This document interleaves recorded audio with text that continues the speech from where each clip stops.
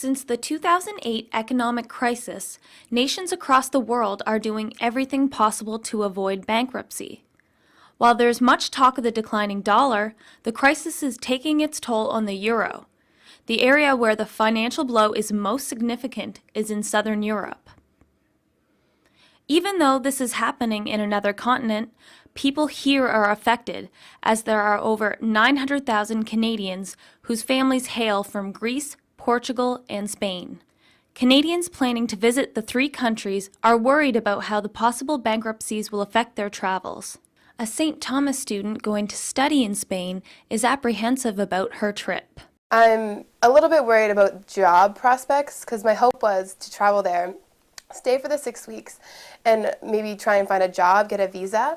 But I know that Spain's unemployment rate has just skyrocketed along with many other countries. So that's a bit of a worry for me, and I may not end up staying if I can't find any work. The unemployment level in Spain is predicted to go up to 30% by the end of this year, leaving almost 7 million people without jobs.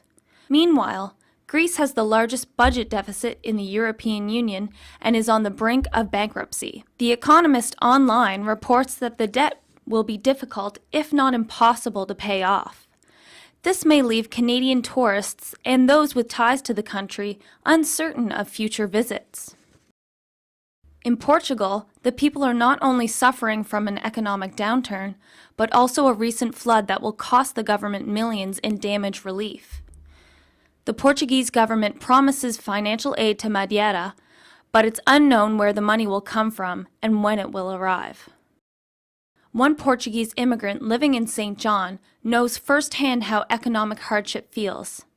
He moved to Canada in the late 1960s when Portugal was going through a similar situation. It's not affecting me directly right now because I made my life in Canada, but I think of my family every day. My mother, sister, and other relatives I have over there. They are living horribly and it worries me. Portugal, Greece, and Spain are now putting together their own economic action plans and hope that they'll soon be out of the red. Canadian travelers, immigrants, and their families can only watch and wait for Southern Europe to pull through. Allison Toogood, Stu Journalism, Fredericton.